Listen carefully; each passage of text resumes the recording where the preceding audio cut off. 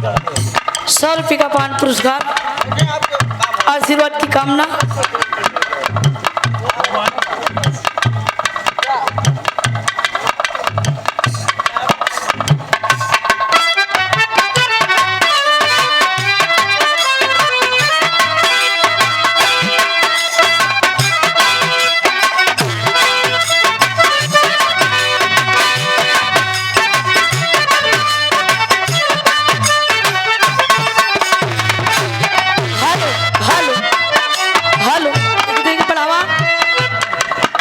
Hello hello hello hello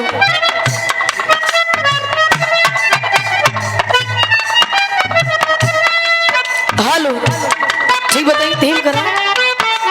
hello hello, बस करा।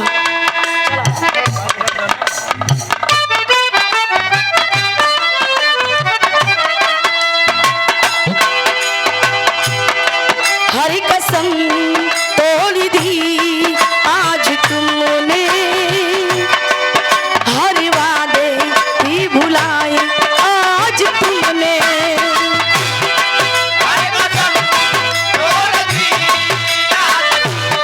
क्या बात है,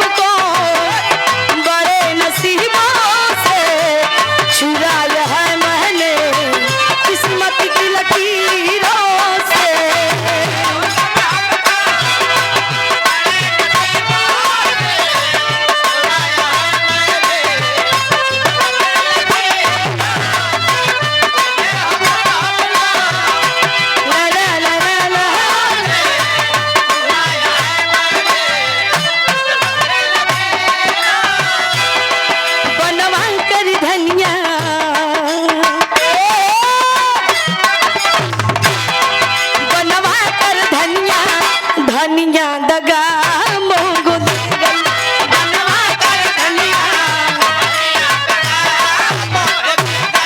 बनवा कर धनिया, मोगो देगल। करके प्रीता हजार नामों से, करके प्रीता हजार नामों से, नगद करन से ले गई बा, बनवा कर धनिया, धनिया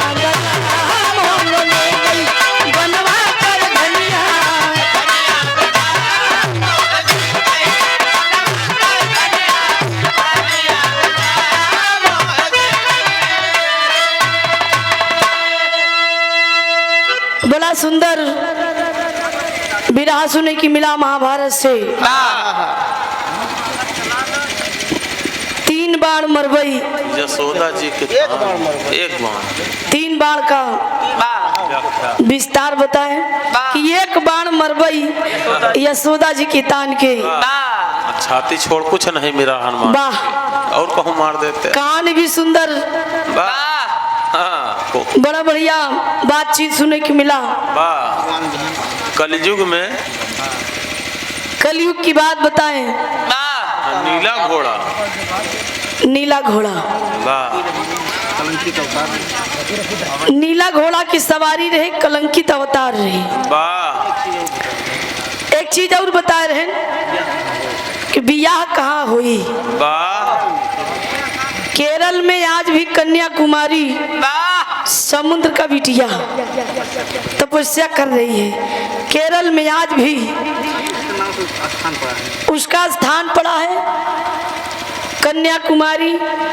और कलयुग में जब अवतार नहीं है तब कन्याकुमारी के साथ बियाह हुई।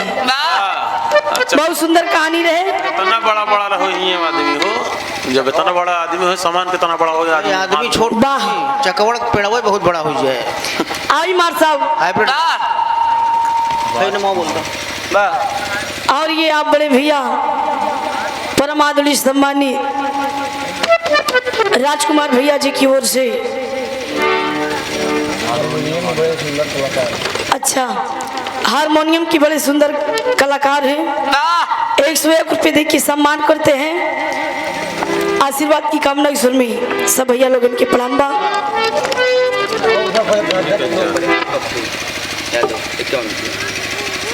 दूल्हे राजा के बड़े भाई पप्पू यादव क्या आज की बात दूल्हे राजा के बड़े भाई पप्पू यादव जी की ओर से 51 रुपये का पान पुरस्कार, आशीर्वाद की कामना। 100 में सब भैया लोगन की प्रणाम बा। 20-25 मिनट के कुबिरा मार सब बजा के आई।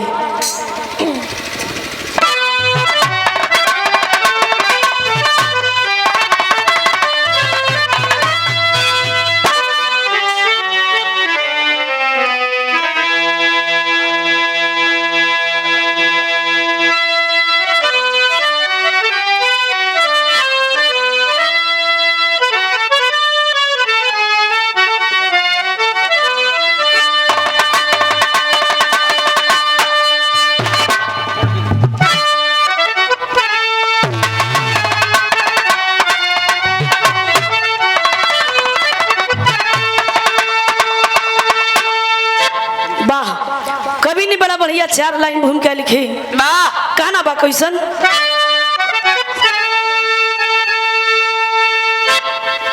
तो मराना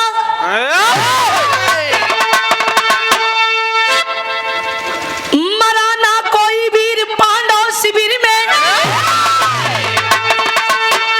दुर्योधन को गमी सताने लगा है।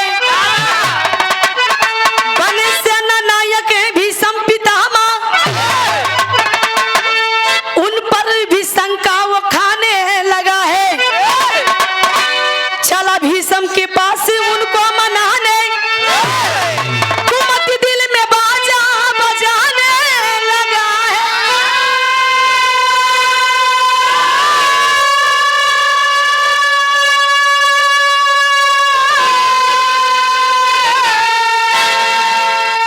चला भीष्म के पास उनको मनाने, पहुंचा शिविर के अंदर पितामह, झुका सर को वर्जी सुनाने लगा है।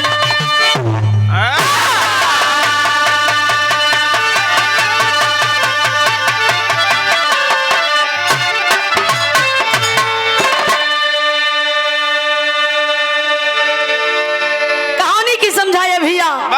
मरा ना कोई वीर पांडव शिविर में, दुर्योधन को गमी सताने लगा है। बने सेना नायक है भीष्म पितामह, उन पर भी शंका वो खाने लगा है।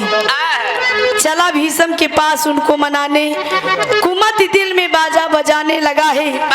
पहुंचा शिविर में पितामह के जब है, झुका सर अर्जी सुनाने लगा है।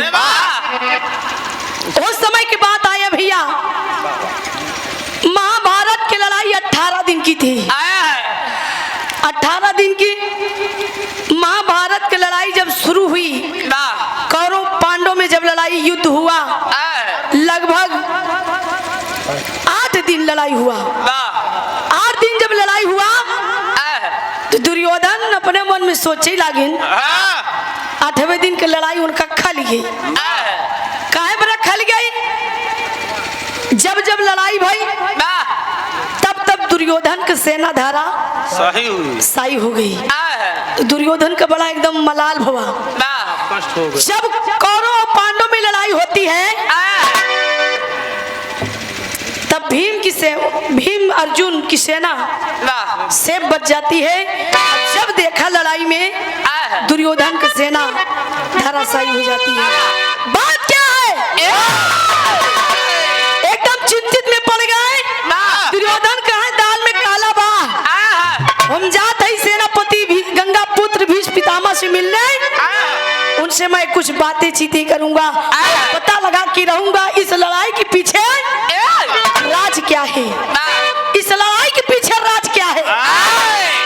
शिविर में पहुंच गए। दुर्योधन भीष्म पितामह से कहे दादा पलागी जिया बेटा जिया, खुश रहा, का हाल बा, कैसे आना हुआ? कहे दादा हाल मत पूछा, काम पे एकदम बात करो। कहन का बा बेटा, कुछ परेशानी बा? दिक्कत का बा? कहीं हम जोन कहा थे ओका सुना। मार साहब कौवाले के टुकड़ा कहना बा।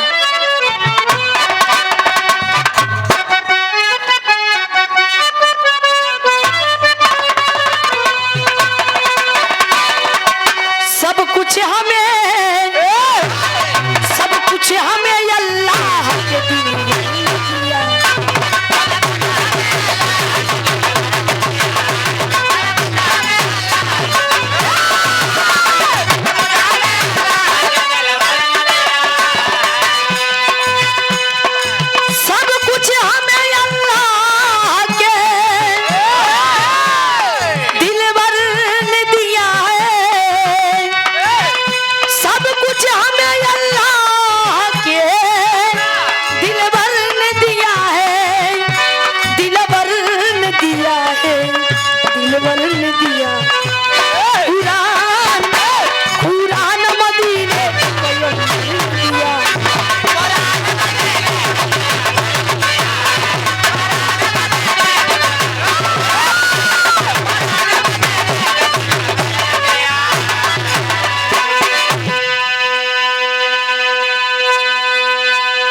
लात नहीं बा तई बढ़ाई ले। सत्यनारायण अगरबत्ती कला और ये परमादुरी सम्मानित के चाचा आज के बाद सादुल्हे चाचा जी की ओर से सत्यनारायण अगरबत्ती और अगरबत्ती की थोक विक्रेता। अच्छा अगरबत्ती की थोक विक्रेता है और विराह के कलाकार भी है। 51 पे देखिए सम्मान करते हैं, आशीर्वाद की कामना। मार साहब बढ़ जाए।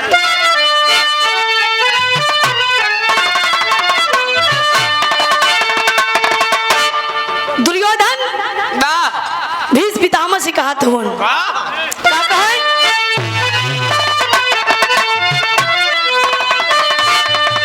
यदि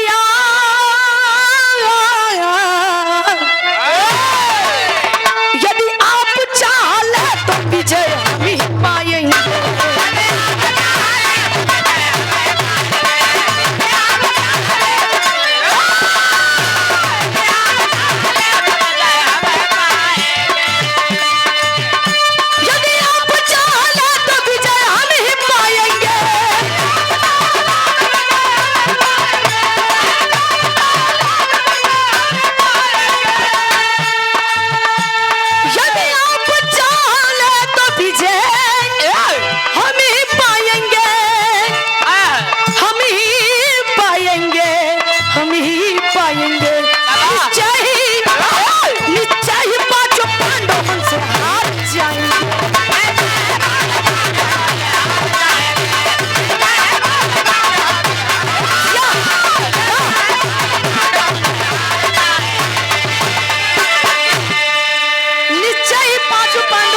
जाएंगे।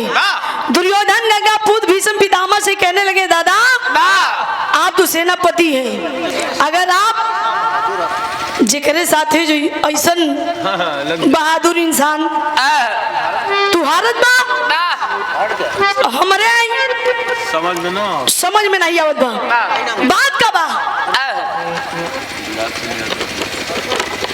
और ये आप बड़े भैया जी की ओर से गुलाब चंद यादव पनासा की धरती से 51 रुपए का पान पुरस्कार आशीर्वाद की कामना 119 भैया लोगन की प्रणाम। कहें दादा हमका लागत बा दाल में कुछ काला बा गंगा पुत्र भीष्म पितामह सुनन कहीं नहीं बेटवा ऐसा कोनो बात नहीं बा आप भी हमारे बेटवा हैं अर्जुन भी हमारे बेटवा हैं ऐसा कोनो बात नहीं बा कहें ना ना ना ना ना ना ना दादा ये गलत बात कहा हुआ लड़ाई मेरे तरफ लड़ रहे हैं दुर्योधन कहा ऐसा कोनो बात नहीं बा लड़ाई हमारे तरफ से लड़त है तो सेना हमार पूरा धाराशाही क्यों हो रही है कहना अगर आप चाहिए तो पांचों पांडवों को मार के पूरा राजपाट का मालिक हमका बनाई दिया। बहुत सोचन विचारन दुर्योधन के बतिया सुन के एकदम 5 बार निकाल के कहन 5 बार निकाल लेहन निकाल के कहन कि मैं प्रतिज्ञा करता हूँ गंगा पुत्र भीष्म पितामह कि कल की लड़ाई में सिर्फ 5 बाणों से 5 पांडवों को मैं मार गिराऊंगा। लेकिन हाँ दुर्योधन ये बात हमरे तोहरे की सिवा तीसरा आदमी के पता ना चले चाहिए कि गंगा पुत्र भीष्म पितामह प्रतिज्ञा किए हैं कि कल की लड़ाई में 5 पांडव मारे जाएंगे। कहना दादा केहू को पता ना चली आप एकदम टेंशन फ्री रहा कहन जा लड़ाई की तैयारी करा लेकिन बात केहू को पता ना चले चाहिए कहन चला ठीक बा।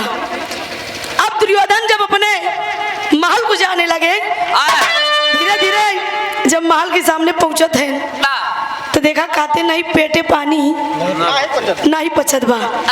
दुर्योधन जे मतलब उनका सखा लोगन मिले कहा ये भाई कुछ नई बात सुनिया कहन नहीं बतावा कहन भीष्म दादा पर की हैं 5 बार निकाले हैं अलग से कि कल के लड़ाई में वो 5 बार से 5 पांडवों को मार दी हैं पूरा राजपाट का मालिक मैं बन जाऊंगा। मार सब गीत लगे कैसे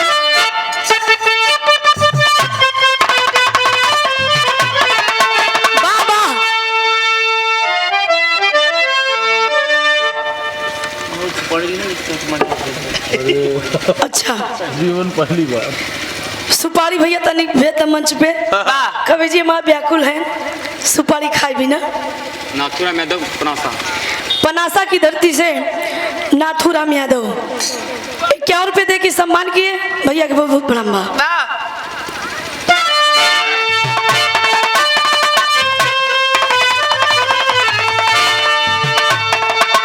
कोनो लड़का बियाह करे बियाह बड़ा बढ़िया बा दुल्हन बड़ी टॉप मिली लेकिन दुल्हन थोड़ा पढ़ी नहीं रही हाँ पढ़ी नहीं रही लेकिन छेदवा छोड़ रहा हो कहा मतलब ठीक है कहा दिन पहले जमाना में जैसे नाम रख उठा ये मिला रहा जैसे छेदी लाल नाम रख लड़किया नाम बिगाड़ के छेदवा छेदवा कहे लगे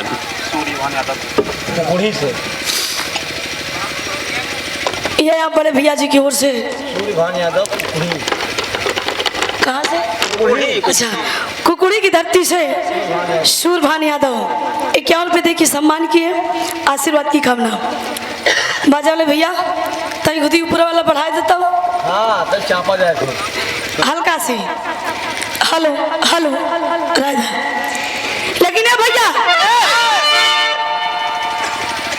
वो दुल्हावा मतलब वो लड़केवा नाटा रहा दुल्हनिया बड़ी रही और दुल्हावा तनिक छोड़ रहा है तो बड़ा पढ़ा लिखा रहा है तो मतलब जैसे 4-5 मेरा रुआ ना मुंह दिखाई दे 4-5 हजार बीघा बूढ़े में रखत रहे हाँ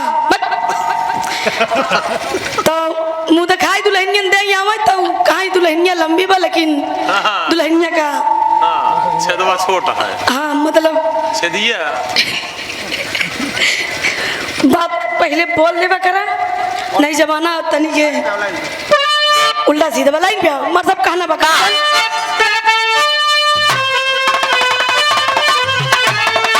उल्टा के बाद बताओ बाप ने दोस्ता लोगन से का कहा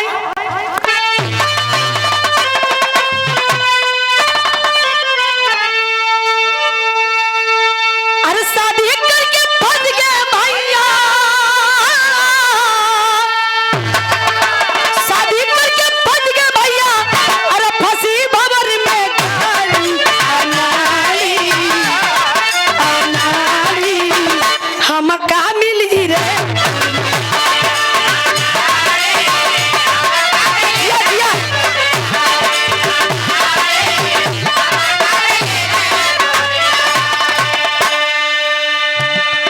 दुर्योधन चला जाता है कुल बात बतावत है मन में लड्डू फूटत बा ए भैया गंगा पूत भीषम पितामह 5 बाण अलग से निकाल के रखे हैं अकल के मैदान की लड़ाई में 5 पांडव मारे जाएंगे इसे कहना बा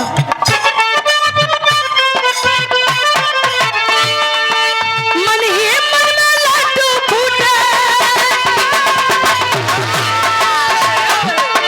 मन ही मन में लड्डू फूटे कुर्बत खुशी मनाई ए भाई सुन ला कलहा मत तबलाई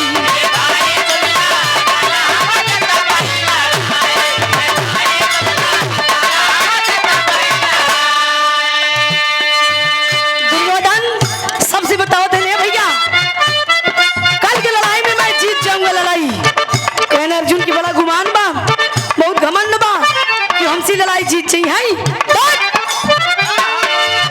कहा थे भीषम दादा पढ़ कैली है 5 पांडवन मंत्र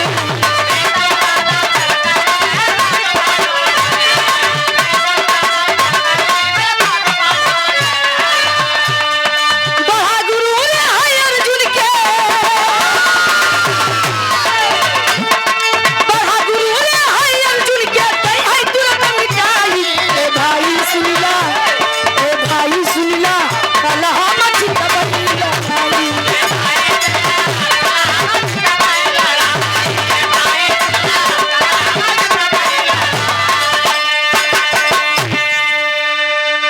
आए भैया सुना सुना सुना सुना कल की लड़ाई में मैं लड़ाई जीत जाऊंगा हाँ कहत कहत चला जाते हैं कहत कहत चला जाते हैं जब महल के सामने पहुंचे तो द्रौपदी अपने महल में 16 श्रृंगार करत है 16 श्रृंगार करत भी आए भैया कुल 16 श्रृंगार करे बा एक चीज बाकी रहे सिंदूर के डिब्बी खोल के जैसे सिंदूरवा मांगी में लगावे चली वैसे दुर्योधन का बतिया सुन गई कि गंगा पुत्र इस पितामह 5 बाण निकाल के रखे हैं अब प्रतिज्ञा करे हैं कि कल के लड़ाई में 5 पांडव मारा जाएंगे इतनी बतिया सुन के द्रौपदी हाथ से डिब्बी सिंदूर के गिर पड़ी धरती पर और एकदम अवाक हो गई आंख में आंसू लेके भागते भागते मुरली मनोहर के दरबार में जाती है मार सब कहना बा चल के भाग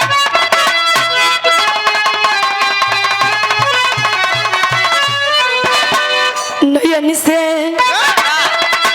अस की धारा बह चली अरे नयन से नयन से अस की धारा बह चली 5 पति हमारे रण में जय है हमारा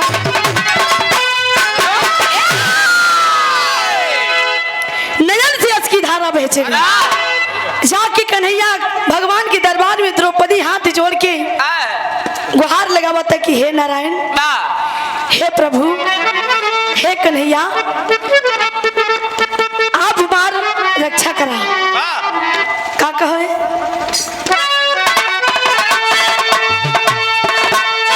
कहे द्रौपदी पुकार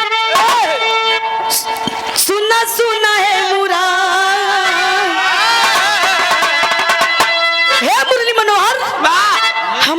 पंक्ति सुना। कहे द्रौपदी पुकार, सुना सुना है मुरार, हमारी मांगी का सिंदूरावा कैसे बची।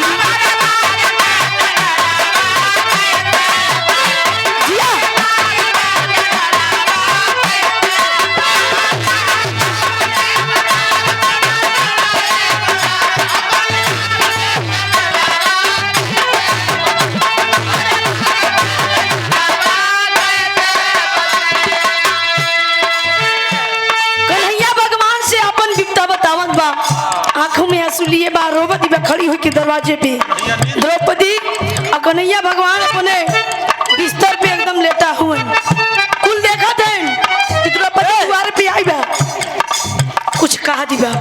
एक बात और कहे, का कहा, केस बधाना हमार, सुन ला कन्हैया, केस अभी मैं बांधी नहीं हूँ। मैंने कसम खाया है कि जिस समय दुशासन मेरा केस पकड़ के घसीट रहा था भरी सभा में, सारी खींची जा रही थी, तब मैंने कसम खाया था कि जब तक मैं दुशासन के लहू से अपना केस नहीं धो लेती तब तक मैं ये केस बांधूंगी नहीं। तो आज आप चैन की नींद सो रहे हो। बतिया कहा, केस बंधाना हमार पूरन भवन करा, केस बंधाना हमार पूरा भवन करा, भीम कुरपति झगड़ावा कैसे बची।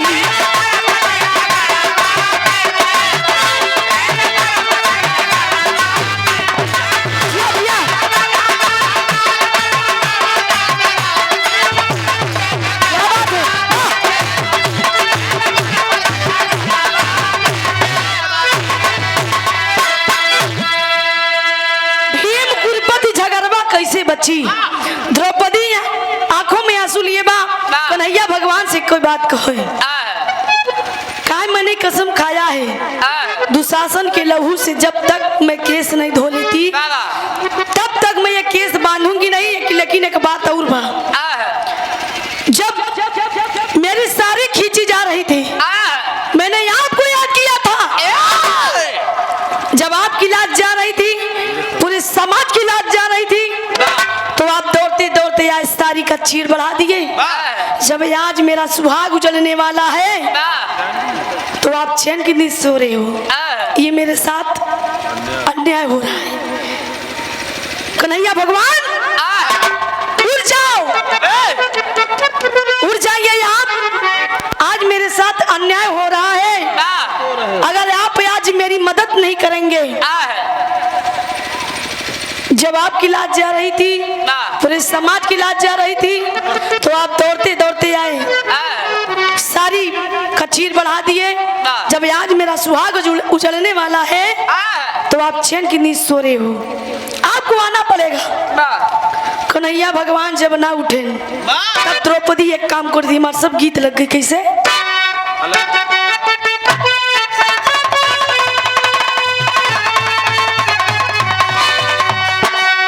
गीत की बड़ा बढ़िया संकेत बा।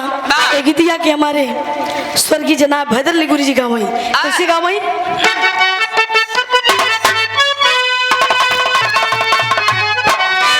अरे सजावा पहाड़ की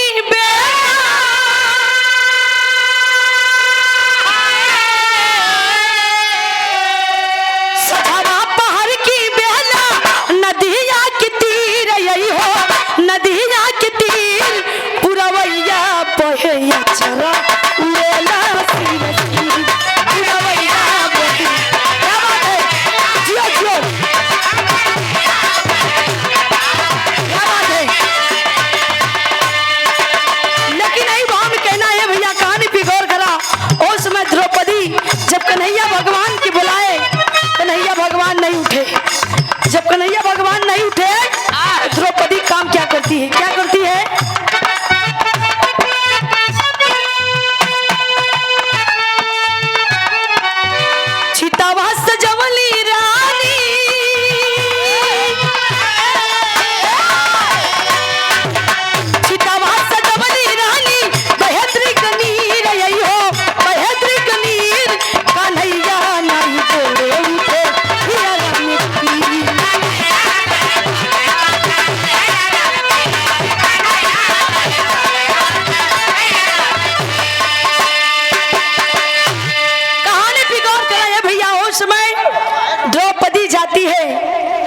प्राण उनका नाम बोल। और आप बड़े भैया पूरा हमारा हो गया। गुलाम नाम है तो तमाम रुपए देकर मोहनलाल यादव पनासा की धरती से हजारों हजार रुपए दे के सम्मान किया अपने भैया।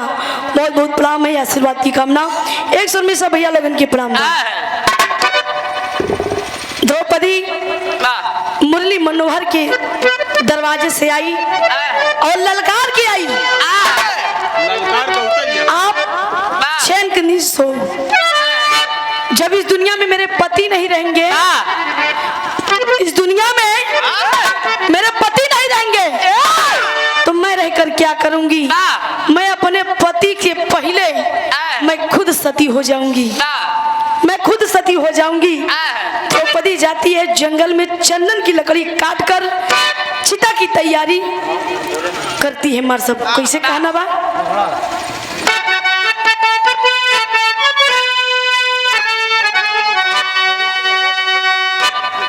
चिता सजा के 7 परिक्रमा करके चिता पे आग लगा के जैसे द्रौपदी बैठने चाहा, कन्हैया भगवान आवाज देते हैं, ऐ द्रौपदी, द्रौपदी। द्रौपदी जब देखती है कन्हैया भगवान को, तब कहने लगी, हाँ प्रभु, आप तुम उठे नहीं जब इतनी देर से मैं बुला रही थी। कन्हैया भगवान कहने लगे, मैं तुम्हारे भक्ति के आगे मजबूर हो गया।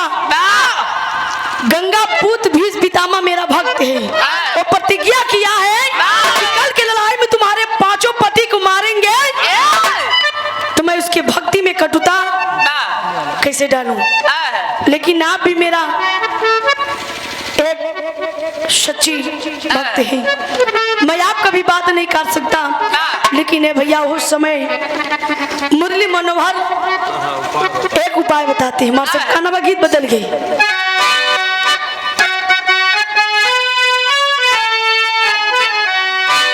वाह वाह,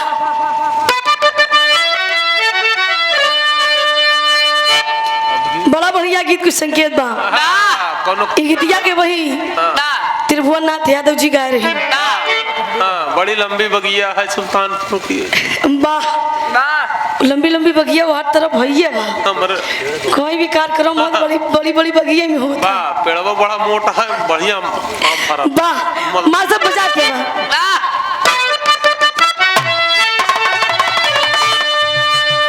कोनो कुजला कहा है, का कहा है? खाई गलू लंगड़ा, अरे खाई गलू लंगड़ा, खाई गलू लंगड़ा, आम दाम कहिया ले देबू। लेकिन कन्हैया भगवान कहा, बोले लगी की पानी धान, अरे बोले लगी की पानी धान, बोले लगी की पानी धान, मान ला बतिया हमारी। जिया जिया, क्या बात है?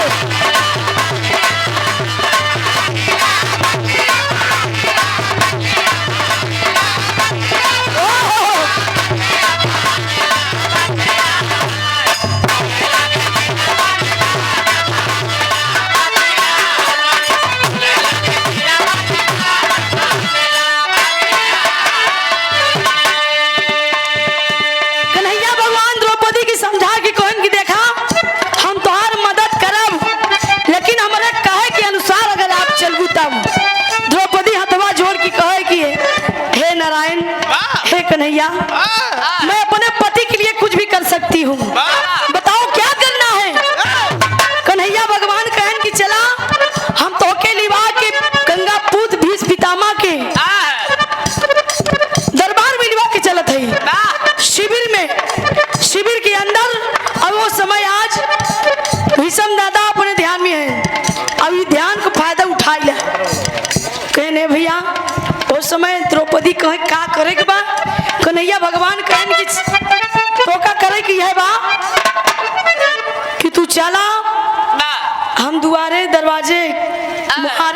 रहा हूँ।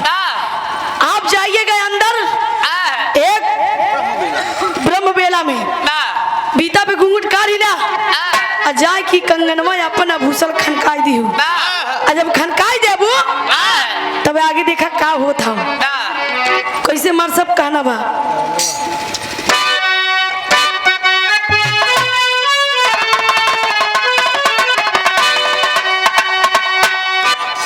गीत की बड़ा बढ़िया संकेत है।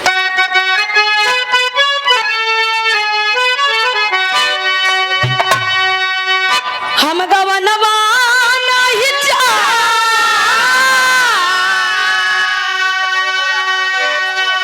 हम गवनवा नहीं जा हम गवनवा नहीं जा नहीं नहीं प्रीत लगल यही हम गवनवा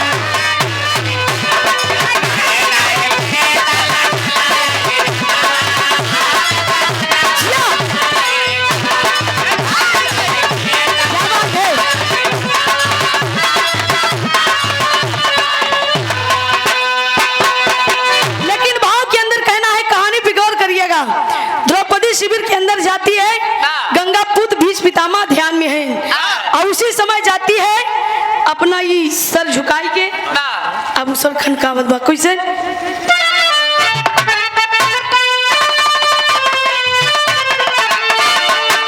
सर झुकाई दिहलना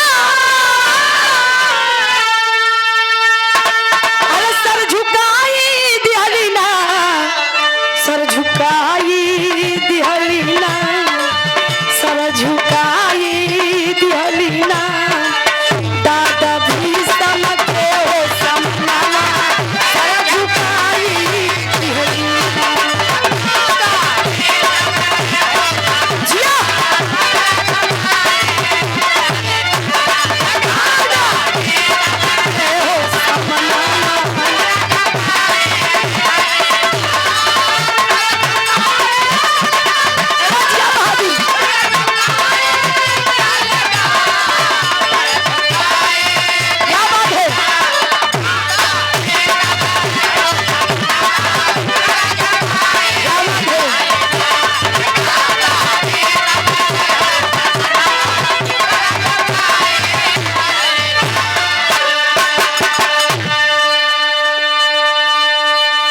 शिविर के अंदर जाती है सर झुका के द्रौपदी ये अपन आभूषण खनकावत बा आई चूड़ी का छनक सुन के पितामह जी क्या कहते हैं गाना बा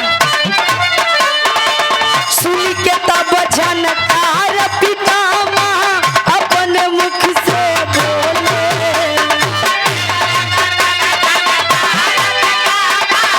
क्या बात है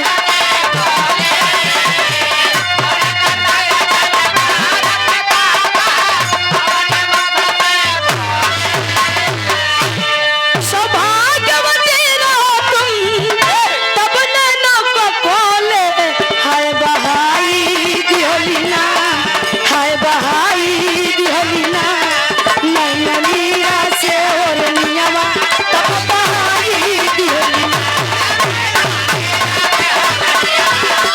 या बहाई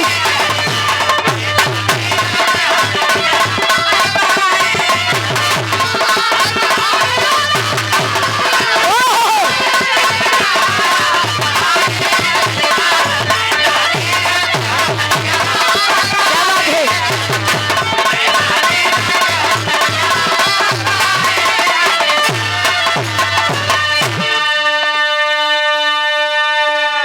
कंगन का झनकार सुन के गंगा पुत्र भीष्म पितामह आवाज सुनकर आंखिए मुने मुने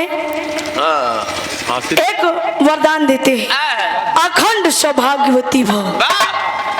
जब इतनी बात द्रौपदी सुने तब घुंघटवा उठाए कहें दादा पालागी जब अवजिया सुनते मान भीष्म दादा एकदम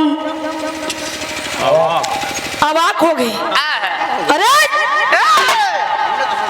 मैंने सोचा कि दुर्योधन की रानी आई है क्योंकि वो रोज आती है मुझसे आशीर्वाद लेके जाती है और अनजाने आने जाने में ये उनसे धोखा हो गया। अरे द्रौपदी, तुम मेरे शिविर में किसके साथ आई हो? द्रौपदी तनिक हंस के बोले, दादा आप अपने चंगुल में फंस गया।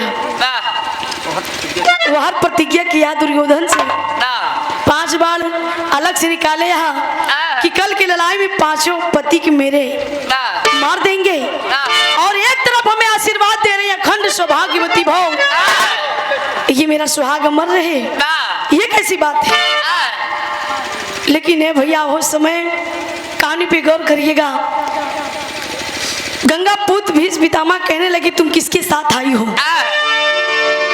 द्रौपदी कहने लगी मैं कन्हैया भगवान के साथ आई हूँ। छलिया के साथ? कहाँ है मेरे प्रभु? हमें उनसे मिलना है। जब जाके देखते हैं भीष्म पितामह दरवाजे पे खड़ा हुआ। माँ साहब कैसे?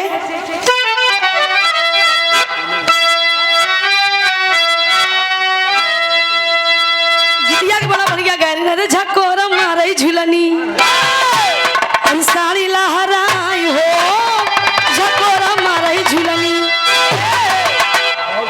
एक तनिक बदल की गाँव हैदर अली गुरुजी, अरे घुसुरी गावा बरदा सरियाई माझारी घुसुरी गावा।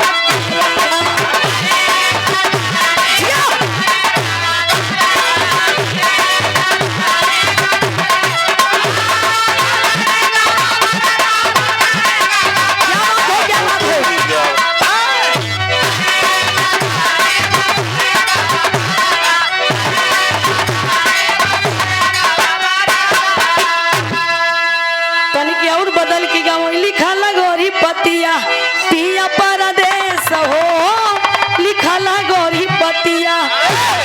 तमाम गाना ऐसन बा, नवा चीज 9 दिन, पुरान चीज सब दिन। आजकल जमाना ऐसा चलत बा कि जितना नया नया गीत आवत है 4 दिन में ढीम डाम करन पीट गया, और पुरानी गीत जब गावत तब ताजा हो जाए। पहली न क्यों बढ़िया लागत, लौड़िया लंदन से लाएंगे। बड़ी नीक गाना निकला। ढोड़ी दनी आज भर ढील दे, ढोड़ी दनी छील दे। आजकल ही बहुत चलत बा। बतावाला दुआर हुआ भगवान के मंदिर पे निशान लोग लेके जाते हैं, तब ये गाना बजत बा। रात भर ढील दा ढोड़ी तमाम गाना चलत बा। भक्ति गाना नहीं बजाओ तो कुल ये गाना बजत बा। बतावा मुंह में राम बगल में छुरी, हम तो का होली तू हमका हेरी। तमाम गाना ऐसन बा। लेकिन भैया हो समय भीष्म, हाँ तमाम गाना। एक गाना चला रहा पहले फिल्मी दुनिया वालों निकाले थे कि साजन मेरा उस पार है। 6 महीने से शुगर में बीमार है। तो शुगर बा? एक गाना यूं निकला था कि लाल दुपट्टा उड़ गया मेरा हवा की झोंके से। कितना दिन मर गए कोरोना में खोखे से।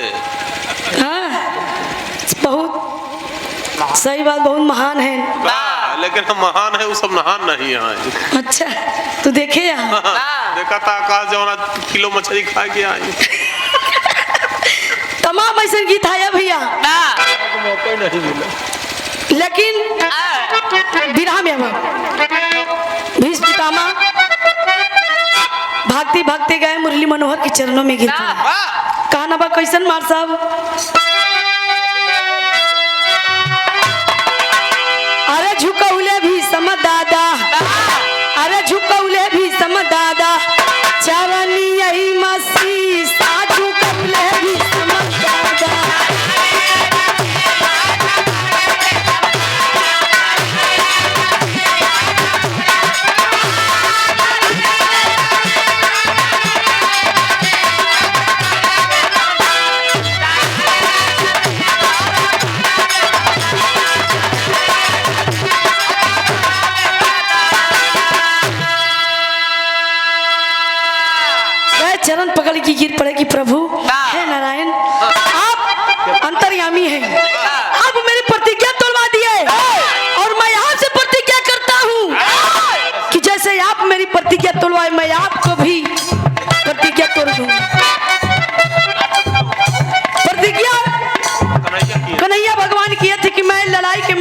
अपना अस्त्र नहीं उठाऊंगा। वही भीष्म पितामह भी प्रतिज्ञा करते हैं कि मैं आपका भी प्रतिज्ञा तोड़ दूंगा और तोड़वाऊंगा। कहने लगे बोले भीष्म तोहरी लीला बाहु तैबा न्यारी,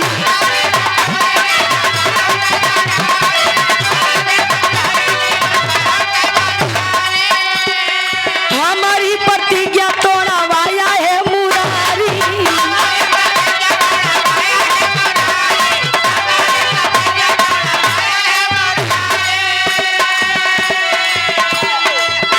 अरे अपने भगत मन के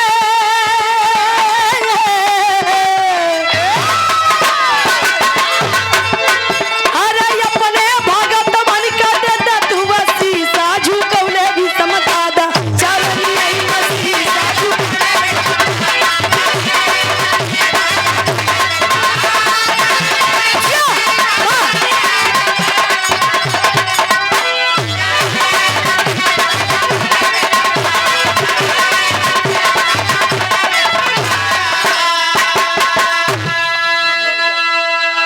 कन्हैया भगवान से भीष्म पितामह कहने लगे कि आप मेरी प्रतिज्ञा तोड़वा दिए, मैं आपको भी प्रतिज्ञा तोड़ दूंगा। कन्हैया भगवान मुस्कुरा के कहने लगे भीष्म पितामह जाइए, युद्ध की तैयारी जो होगा देखा जाएगा। देखा जाएगा, जो होगा अच्छे के लिए होता है। जाओ सेनापति भीष्म पितामह दुर्योधन को कह दो कि अपनी सेना सजा के कुरुक्षेत्र मैदान में आए।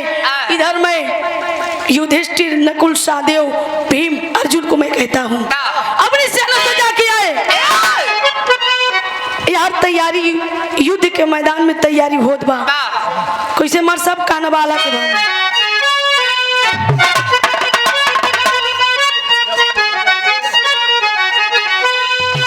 नावे दिन महाभारत जब छिड़ गईले भैया,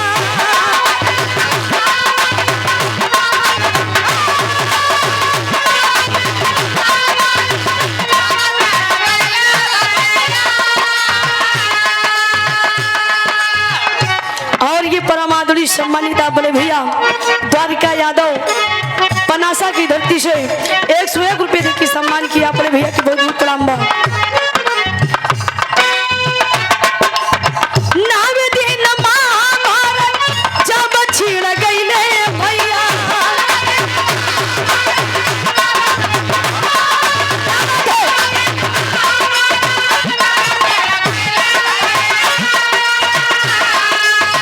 वीर बन मन से होला घोर घमसान,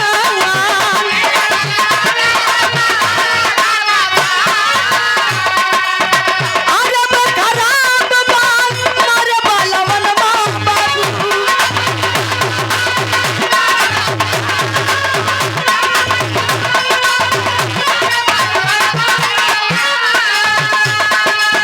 बैठा रहे रतिया में यार अर्जुन के प्राण।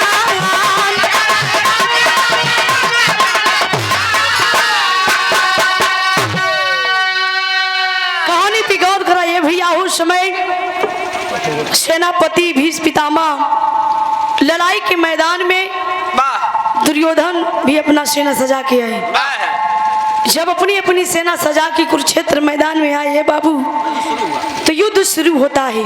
जब युद्ध शुरू होता है तो वही 5 बाण तैयारी में निकाल के भीष्म पितामह गंगा पुत्र पहले एक बाण मारे, अर्जुन को निशाना बनाए। एक बाणे से करोड़ों बाण निकली। एक बाणे से करोड़ों बाण निकल चुका। दूसरी बाण जब मारे ओके दुगना बाण निकला।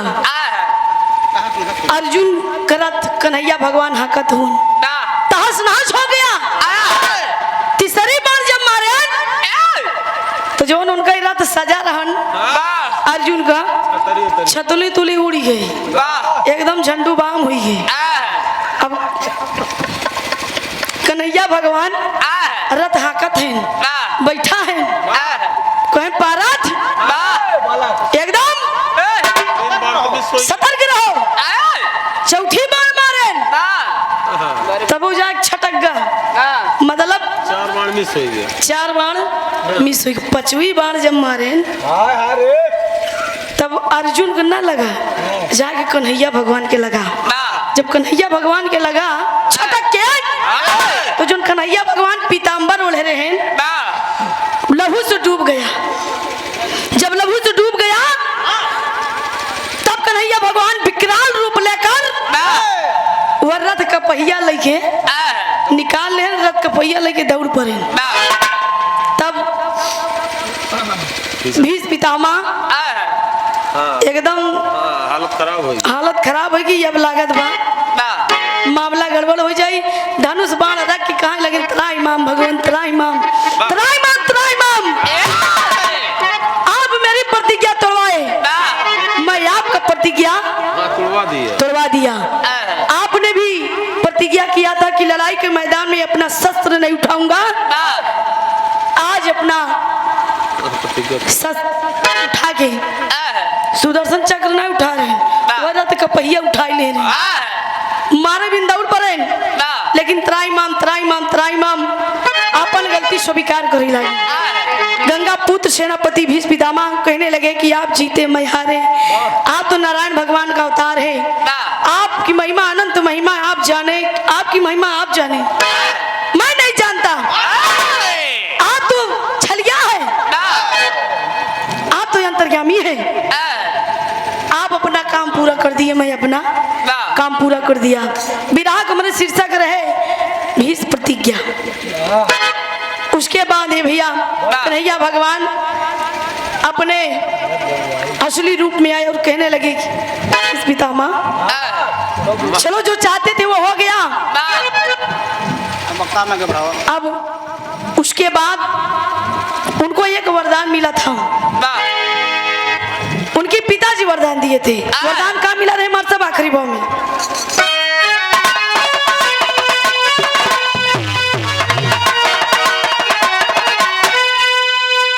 कथनी करनी एक बराबर सदा निभाए भी समझी।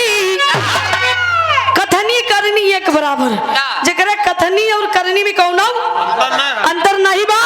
जो सेनापति गंगापुत्र भीष्म पितामह कहते थे वो करते थे।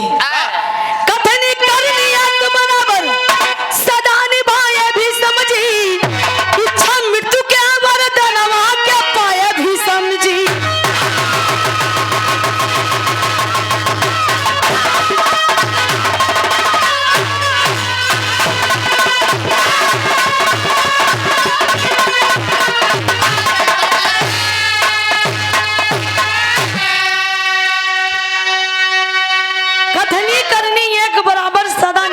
समझी, इच्छा मृत्यु के वरदानवा के पाए भी समझी। वरदान मिला उनको कि जाओ भीष्म पितामह तुम्हारी इच्छा अनुसार तुम्हारी मृत्यु होगी। आखिरी भाव का ना भाव बुद्धूराम पंधारी कहते धन प्रभु की माया, राम सिंह गुरु बच्चा यादव लिखे मात की छाया। अरे नयन से यश की धारा बह चली, कहे सोना सुहानी शारद माता। नयन से यश की धारा बह चली।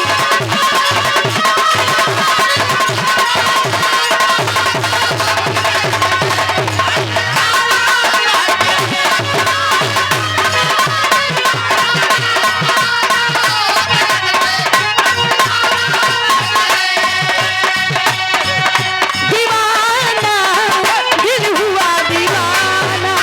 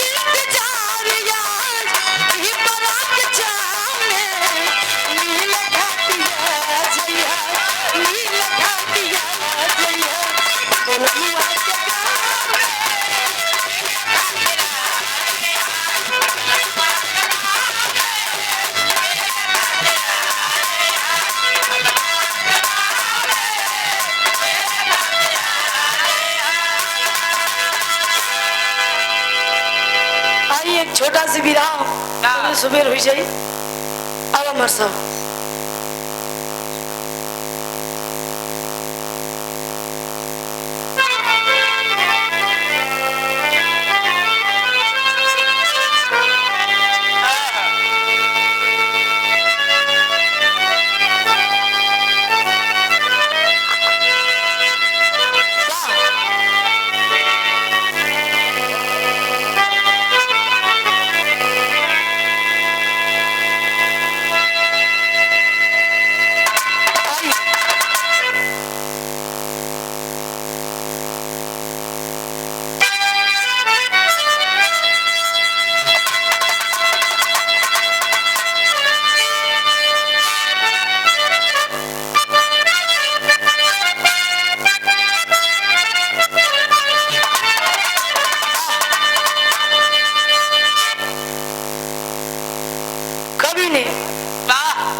सारी लाइन बोन क्या लिखी मर सब किसी कहना बा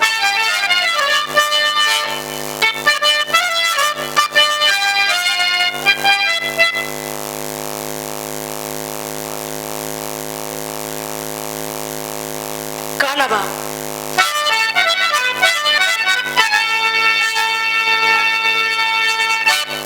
जिगर में हजारों उमंगे ये नैतिक रंगी इसकी के रंग में पागल जवानी दफन कर जमाने की सरमोहिया को बनाते जवाहर कदम पर कहानी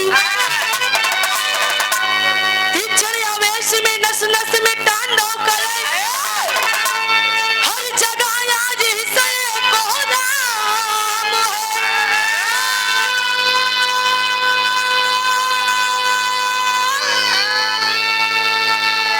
जो प्रकृति का ये कृति चीर देशों की ऐसे घटनाएं तो आज कल याम है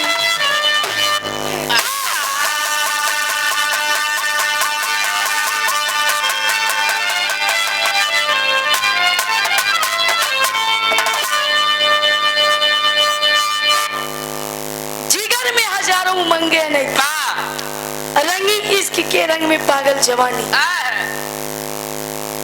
गजल में कहना बा मार सब कोई से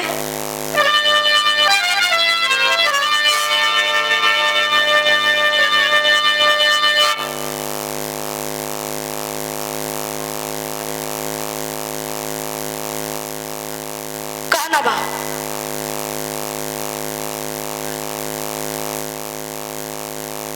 आई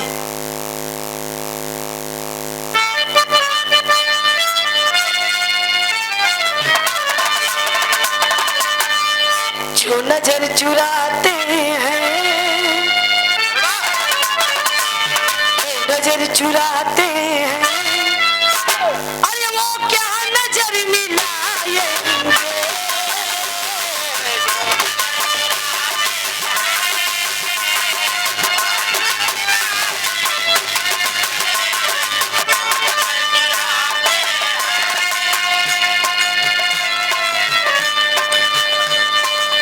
जो नजर चुराते हैं ओ क्या नजर मिलाएंगे दिल में बसी है नफरती तुमको तोड़ने वाले दिल से क्या लगाएंगे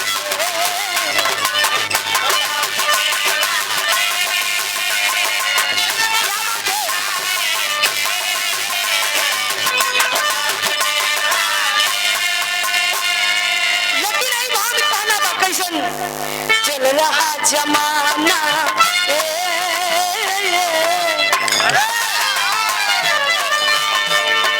चल रहा जमाना आज बन के सोना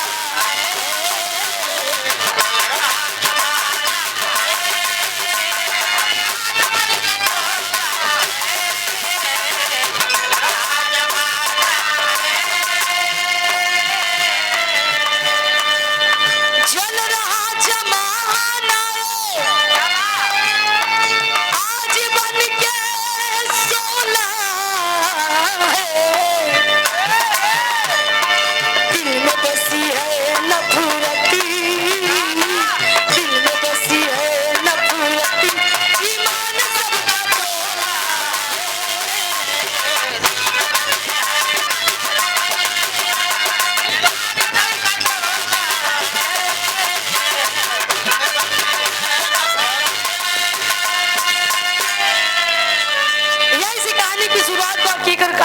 कैसन कहानी बा मार साहब कहना बा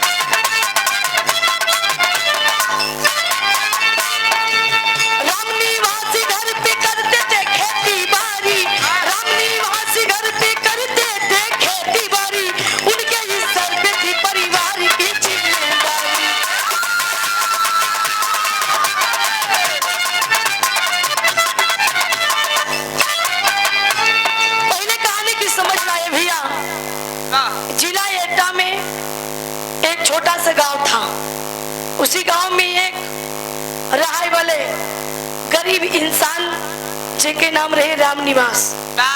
राम निवास की पत्नी के नाम गायत्री देवी बा।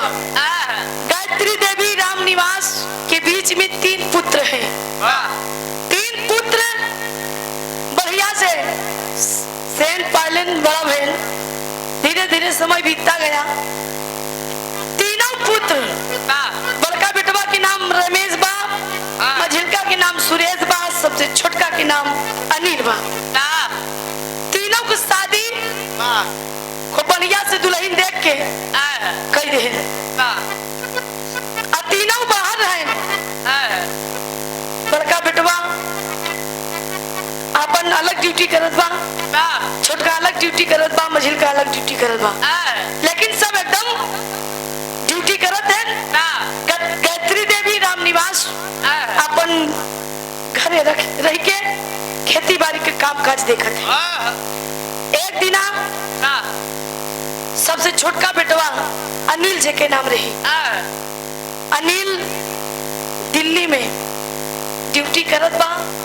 अनिल की पत्नी सुषमा फोन लगा के अनिल से कहे कि हेलो हेलो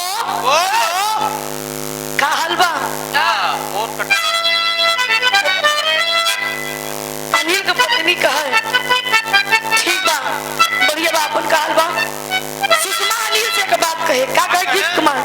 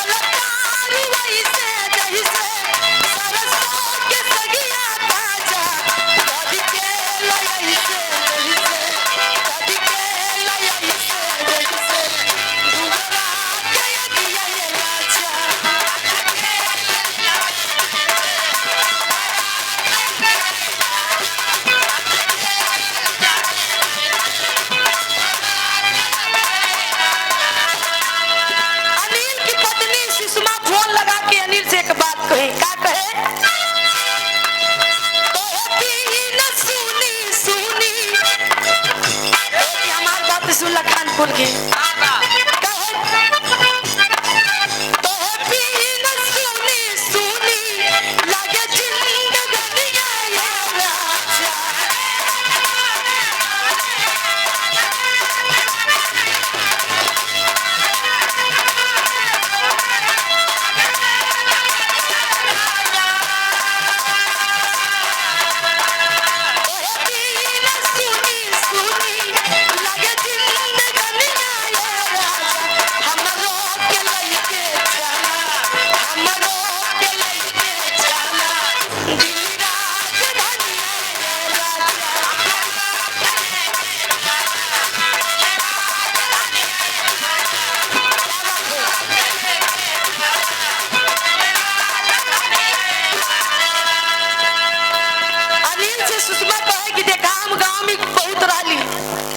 इतना रह के तोरे माई बाप को बहुत सेवा करनी और हम देखा थे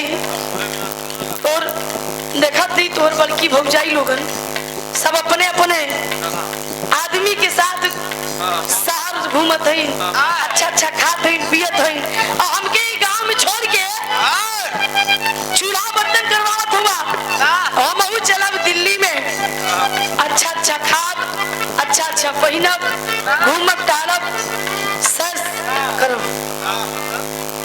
अनिल अपने पत्नी के बतिया सुन के बड़ा जोर मुस्काई का कहे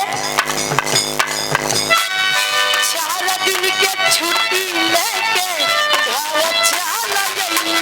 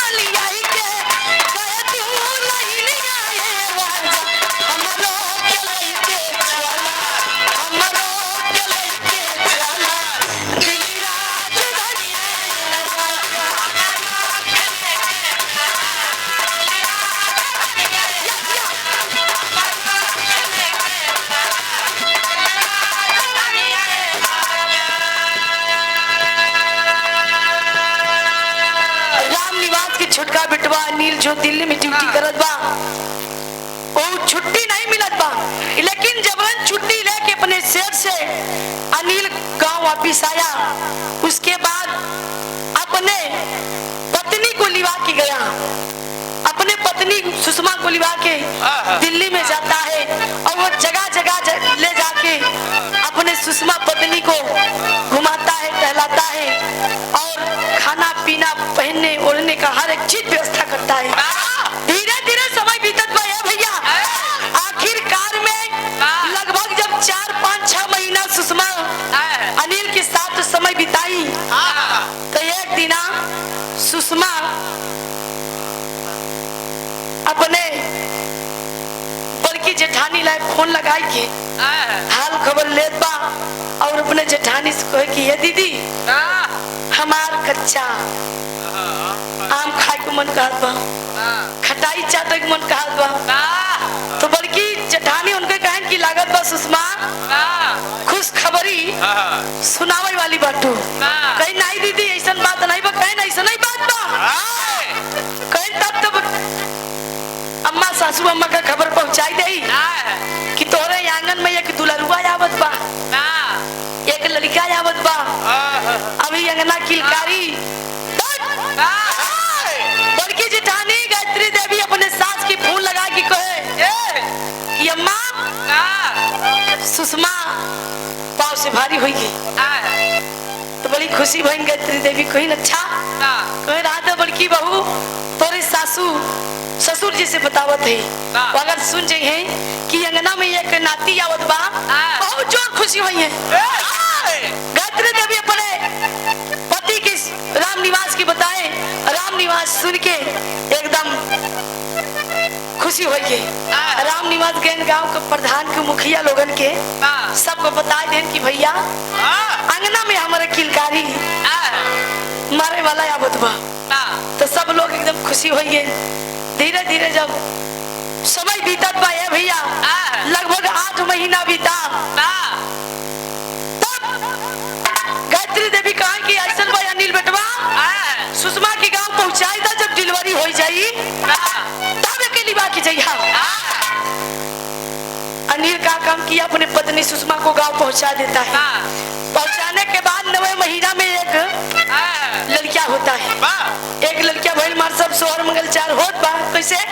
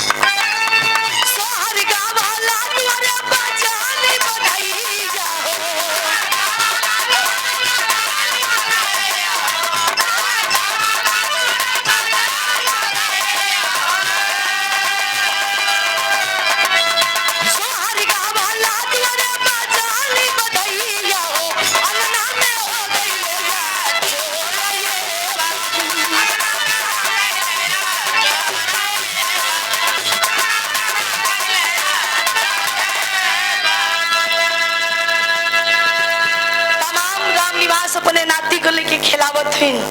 अब यार ये भैया धीरे धीरे समय बीता, उ लड़का के नाम रखा गई आयुष। आयुष धीरे धीरे आज समय बीतता गया।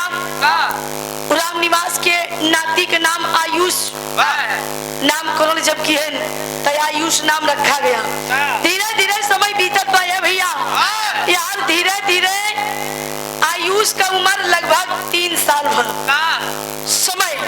वहां अनिल अपन छुट्टी ना पावता, अपन लड़का के मुंह देखे खातिर सब अपन अपन ड्यूटी करत हैं यार। समय बीतता गया और सुषमा, अनिल को पत्नी सुषमा यार, समय धीरे धीरे कोई चाल चलन बिगड़ गई। जब सुषमा की चाल चलन बिगड़ गई है भैया, तो उस समय राम निवास के बड़का भाई ओके बेटवा राम खिलावन सुषमा के ये भैया देवर लागत रही। तो देवर भौजाई में हंसी मजाक थोड़ा होत रहे। धीरे धीरे हंसी मजाक बढ़त चलत चलत चलत चलत बहुत अवैध संबंध हो गया, गलत संबंध हो गया ये भैया। कहा गया कि सब बात छिप जाए लेकिन गलत बात ना छिपी। सुषमा और राम खिलावन में देवर भौजाई में बात आगे बढ़ गई। धीरे धीरे चर्चा होई लाग टोला पड़ोस में, गांव देश में कि भाई कि राम निवास के छोटकी बहू जेके नाम सुषमा बा, अनिल के मेहरारू चाल चलन बिगड़ गई। तमाम मुखिया लोगन मुंह एकदम बोलियाए लगे। दोनों प्राणी गायत्री देवी राम निवास दोनों सास ससुर बैठा है। एक दिन आए भैया, अच्छा एक दिन आप मुँह गांव देश वाले मतलब चर्चा करे लगे कि भैया जेका अच्छा समझा कि इंसान बहुत ठीक बा, एकदम अच्छा रास्ता से चलत बा, वो इंसान एकदम गड़बड़ हो जाए, ऑटोमेटिक गड़बड़ हो जाए, ऊंची ऊंची बात करी, बुलाई वाला काम करी, बाहर सब लड़कियां पैदा करी। लेकिन ये भैया वो समय सुषमा का चाल चलन बिगड़ गई। गांव देश टोला पड़ोस में हल्ला हो गई कि भाई राम निवास के छोटकी बहू का चाल चलन बिगड़ गई बा।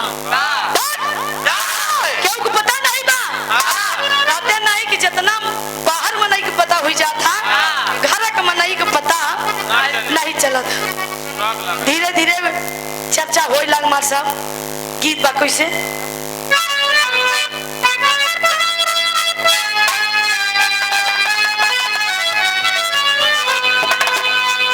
समैया परी होले जहिया, समैया हाय राम, समैया परी होले जहिया, कितना अपन होके बन जाला मुदैया।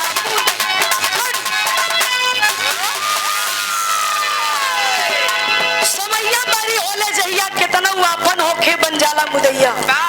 कितना अपन आज के जमाना में ऐसा न भाई भाई के होता, ना सास ससुर के होता, आज एक ननद भौजाई की नहीं होता। समय का परिवर्तन फिर बदल गया है। राम खिलावन से अब अफेयर चलत बा। एक दिन मुखिया आए राम निवास के घरे। राम निवास सुरती मतलब सुपारी काटत बैठा है, नाती खिलावत बैठा है ने भैया। और समय मुखिया साहब कहन राम राम राम निवास, कहन मुखिया साहब राम राम, का बात था जय राम कहन बैठा, कहन बैठा ही लाए तोहरे दुआरे नहीं रहेगा।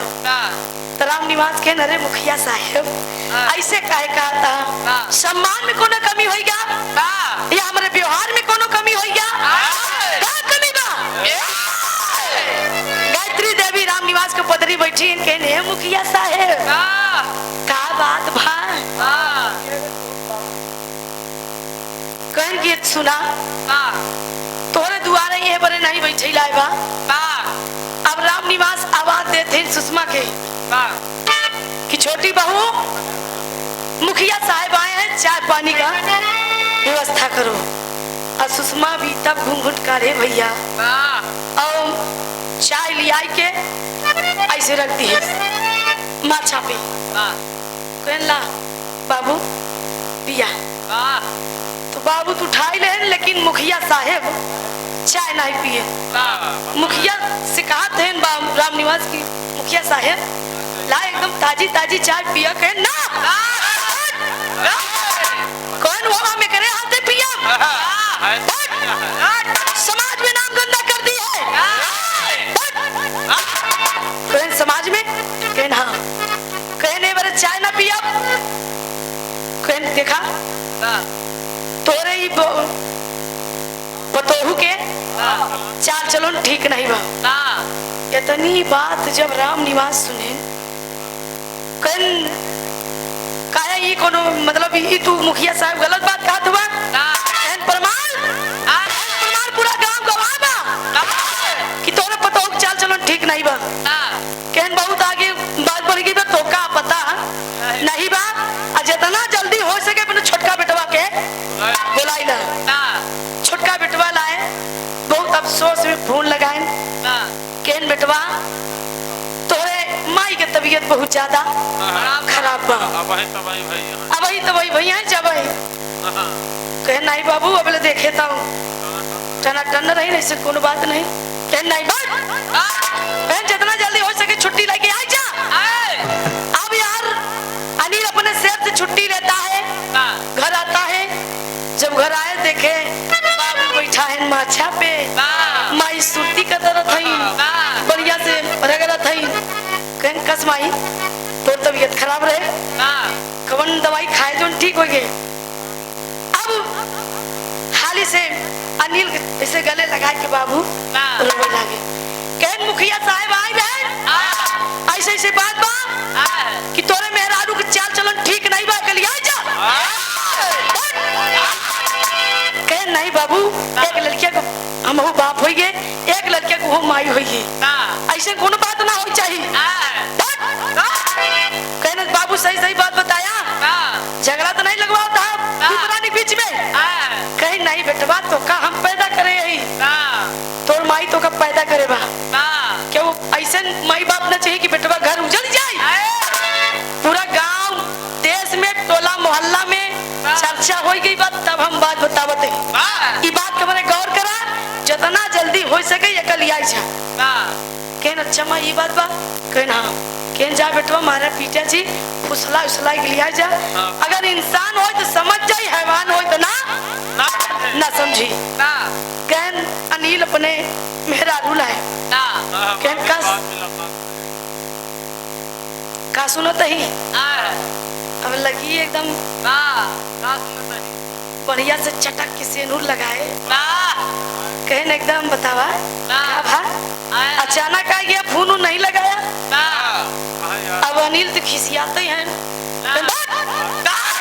आत्मन ठेस पहुंचा था। ये समाज में नाम गंदा करके और तू हमें अपने जाल में फंसाना चाहती हो। चलो तैयारी करो, चलो दिल्ली।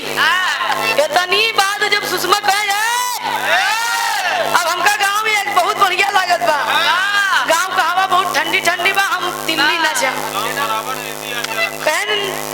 तब अनिल समझ गया कि बाबू अम्मा हमारा ठीक कहत रहे कि एक चाल चलन गड़बड़ हुई गई बा। एक तीर में दुई निशाना मारे भाई भैया। तब अनिल अपने बेटवा पूछे कि आयुष कहाँ बा। आयुष बेटवा करे न अपने छोट छोट लड़किया के साथ खेलत रहे। अब यार आयुष से आई दुलारन उलारन खाना खान पियन सोई गए। अब धीरे धीरे जब 12 बजा तब सुषमा फोन लगा कि राम खिलवन के हेलो हेलो अनिल आई के बा, जितना जल्दी हो सके फरार होइला रातों रात, नहीं तो हमका दिल्ली छेदाई ले जी। रातों रात बात होत बा ये मास्टर साहब, पापड़ की लाइन में कहना बा क्वेश्चन।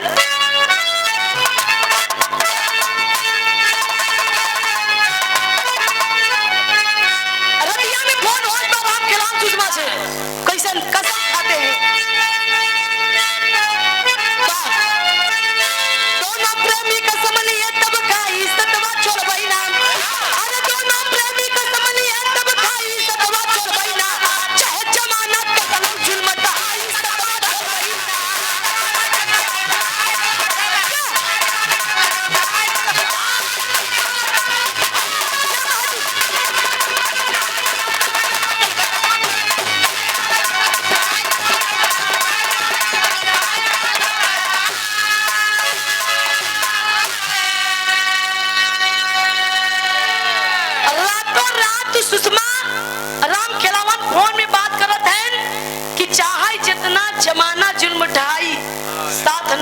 भल भी जान चली जाए लेकिन हम तो उससे ही बिछड़ के ना रह पाए।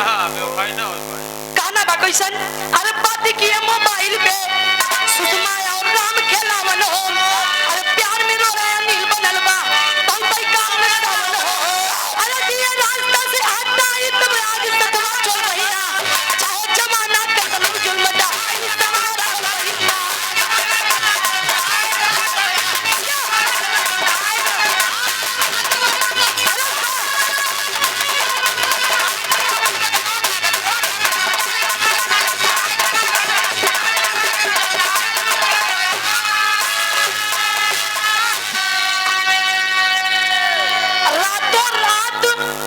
तुम्हारा सुषमा में बात होत बा कि चाहे जितना पूरा हमार गांव पड़ोस मुखिया प्रधान कितनो भी लग जाइए लेकिन हम तोहार साथ न छोड़ब। कसम खा वादा करा कि हम तोहार साथ छोड़ब तू ना हमारे। लेकिन ये भैया रातों रात फोन में बात होती है और सुषमा राम खिलावन को बुला लेती है। अनिल अपने बेटवा के लेके कमरा में सब एकदम सोवत है। रातों रात राम खिलावन घर में घुस जाता है और योजना बनाते हैं। सुषमा कहती है कि आज मैं अपने पति को रातों रात मार के अपने रास्ते से हटा दूंगी। राम खिलावन कहता है मैं तुम्हारे काम में साथ दूंगा और सुषमा कहती है मैं तुम्हारा साथ दूंगी, आप मेरा साथ दोगे तब यह काम पूरा होगा, नहीं तो मैं अकेले अंजाम नहीं दे पाऊंगी। रात में 12 बजे रात राम खिलावन सुषमा के घर आता है, चोरी चोरी आता है और जाके जहाँ अनिल लेता है कमरे में अपने, उसके बाद होता क्या मसाला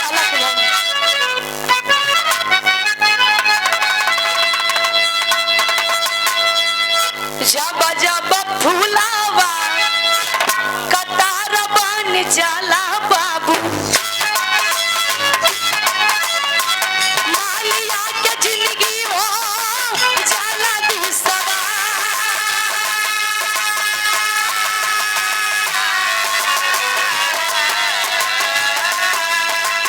सूरज से उठली जब सूरज के किरनिया रामा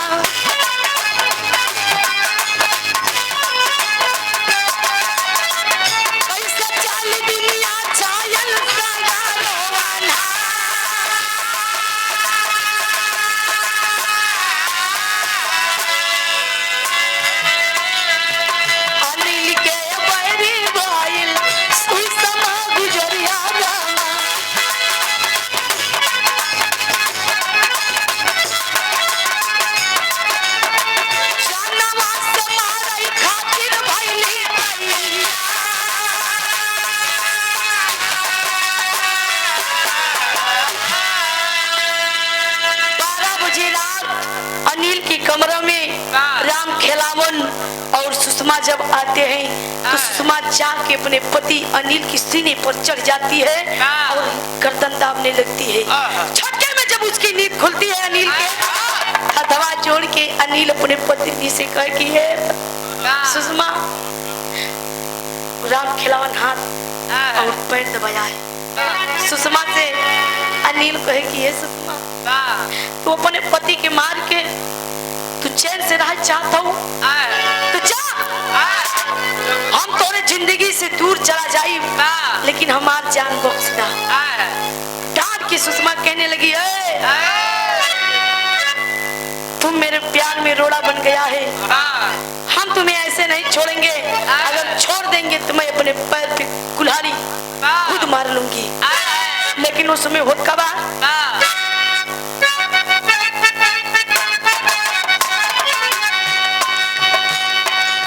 रतिया में चोरी चोरी अवली पत्निया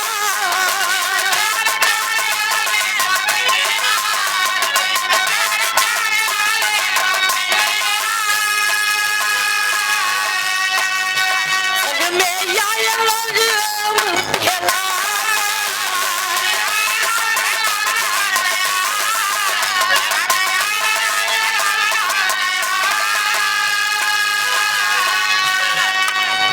सुनाओ नाव में चढ़ के तब सुषमा गुजरिया।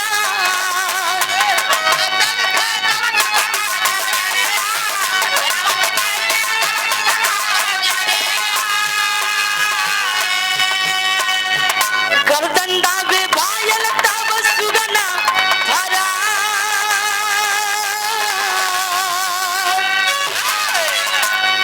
जब गर्दन दाबती है सीने पे चढ़कर, आखिरकार में अनिल आवाज देता है सुषमा को, ए सुषमा, तुम हमें मारकर कभी चैन से नहीं जिंदा रहोगी, न जिंदा रह सकोगी, पल पल हमारी याद सताएगी। और ये राम खिलावन जो है, इसको तो फांसी हो जाएगी, फांसी, और तुमको भी फांसी हो जाएगी। ये दुष्ट नालायक चक्कर में तू अपने पति को मार रही हो। अरे अपने लड़किया के मुंह देख, आयुष के मुंह देख। जिस समय सुषमा अपने पति अनिल के गर्दन दाबे बाप, बगल में लड़किया सोवत बा, बगल में लड़किया सोवत बा। अब जब झटका में तो निकल लगे ये भैया हथवा, तब उस समय बेटवा आयुष की अखियां खुल जाए। जब अखियां खुली तब झटके में देखी, अरे मम्मी हमार पापा की सीना पे चढ़ के गर्दन दावत बा। लेकिन वो डर गया। जब वो डर जाता है, कुछ बोलता नहीं, हक्का बक्का में एकदम आँखी मुने बा कि कोई अगर जान जाई कि मम्मी आज हमको की मार दे। लेकिन भैया उस समय जब सुषमा अपने पति का गर्दन दाब देती है, जब उसकी जान जाने वाली होती है, तब वो आखिरी बात कहता है कि मैं मर जा रहा हूँ, इस दुनिया से मैं चला जा रहा हूँ। लेकिन सुषमा तुम याद रखना, तुम्हें चैन नहीं मिलेगी, खुशी नहीं मिलेगी। हमारी एक बात हमारे अम्मा बाबू से कह दी है कि हमारे बेटवा के बढ़िया से पढ़ाई लिखाई के लायकदार बनाई दी, काबिलदार बनाई दी। लेकिन कहना बाबू से मर साहब,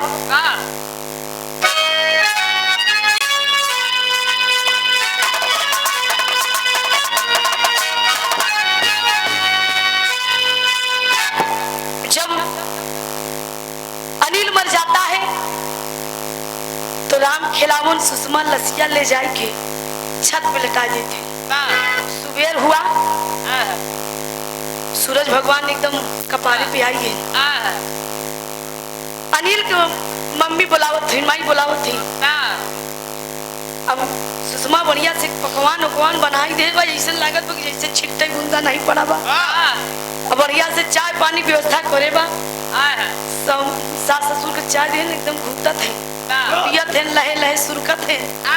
यार छत पे लाश पड़ी बा ये भैया। धीरे धीरे जब सूरज भगवान एकदम कपारे चढ़ी जाए, तब ये भैया उसके बाद गायत्री देवी अनिल के माई बुलावत है अनिल के। अब अनिल जब जिंदा हो तब बोले, सुषमा से पूछे कि छोटी बहू अनिल अभी उठे नहीं। सुषमा गुर्रा के कहो कि देखा रतिया में गर्मी ज्यादा रहे, देखा छता पे हुई है। जब अनिल की माई छत पे गई, तुम्हें से आवाज दे बा कि अनिल बेटवा, अनिल बेटवा उठा, देखा भगवान तोरे कपारे पे एकदम घमौनी लेत हुआ, उठा। लेकिन जब अनिल जिंदा हो तब जब दो चार आखर बुलाए अनिल को माई, जब अनिल न उठे तो जाके चदरा खींच के अनिल की माई बुलावत बा। जब देखे अरे बाप रे बाप, अनिल की मोहना से खून निकलल बा ये भैया। देखते मान अनिल की माई भाग पड़े, शोर मच गया कि आज अनिल इस दुनिया में नहीं है। पूरा गांव, देश, टोला, पड़ोस, परिवार सब जुट आए और लाश को नीचे लेकर जाके गए। और राम निवास गायत्री देवी सब रोवत फोन गया दोनों भाई के पास, दोनों भाई लोग सब आए। और आज कारण के रोवत बाटे सुषमा अपने अनिल के लसिया पर, कैसे नु लइका रोवत बा, कैसे मार साहब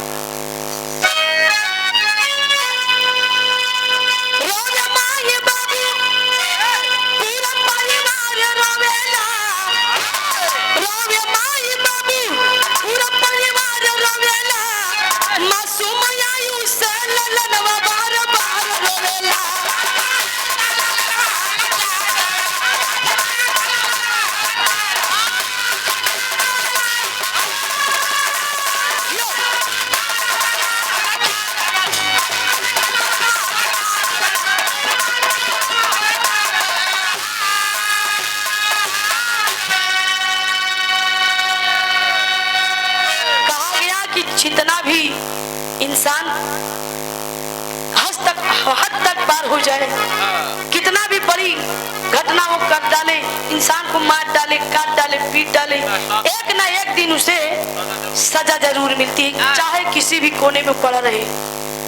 सुषमा कारण की लसिया पे रोवत बा कि हमार राजा, हमार पति देव ये दुनिया में नहीं है, क्यों हमकी विधवा बनाई के आज चला गया।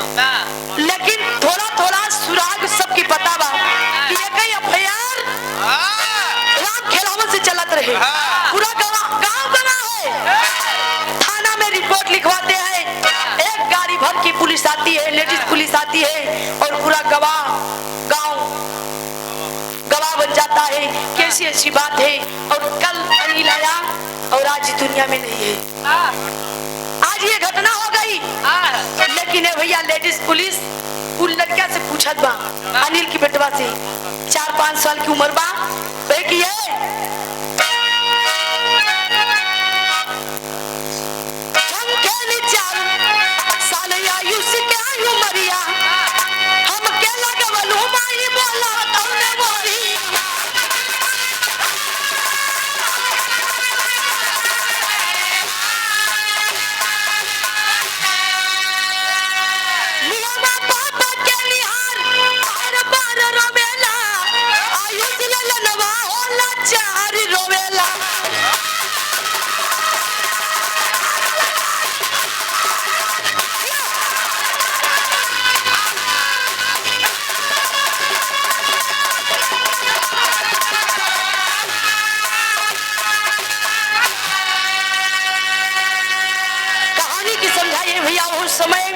पूरा गांव जवान लोग जब बनते हैं तो लेडीज पुलिस कहती है, कुछ छोट से लड़किया से पूछेला कि क्या हुआ, लेकिन तब भी डर रहा है। आयुष कह रहा कि मम्मी हमारे पापा के सीना पे चढ़ के गर्दन दाब, हमारी मम्मी हमारे पापा के हमारे साथ में आराम खिलावन चाचा भी रह। लेकिन ये भैया वो समय संदेशा गया कि राम खिलावन किसी भी कोने में होए, अपने आप को हवाले पुलिस के हवाले कर दे, नहीं इसका अंजाम बहुत बुरा होगा। कैसे अब राम खिलावन जब समझ गया कि अब मैं बचने वाला नहीं हूँ, तब सुषमा और राम खिलावन को फांसी की सजा होती है। फांसी की सजा होती है यार। अनिल के लसिया के पूरा गांव देश मिलके अंतिम संस्कार करते हैं और धीरे धीरे आज उलैया के राम निवास गायत्री मतलब अनिल के माई बाप पढ़ाई लिखाई के आज ही आजा उलैया के लायकदार बना होती है। गाना बमार सब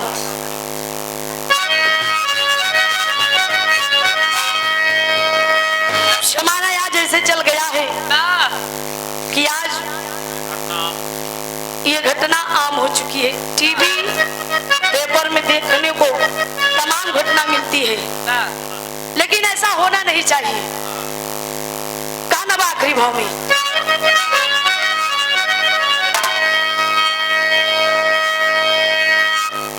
बुधुराम पंडाली कहते धन प्रभु की माया, कथन की कमल सिंह यादव शारद माँ की छाया, समैया बारी होले जाहिया, अरे समैया समैया बारी होले जाहिया, गावे सोना दिहानी शारद माँ सहाइया, समैया बारी होले जाहिया।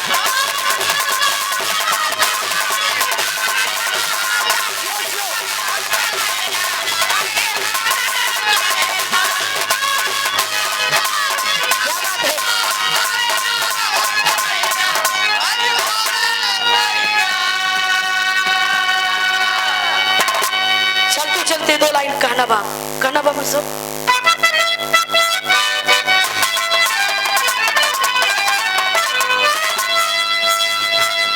कि सब दिन रही ना समैया,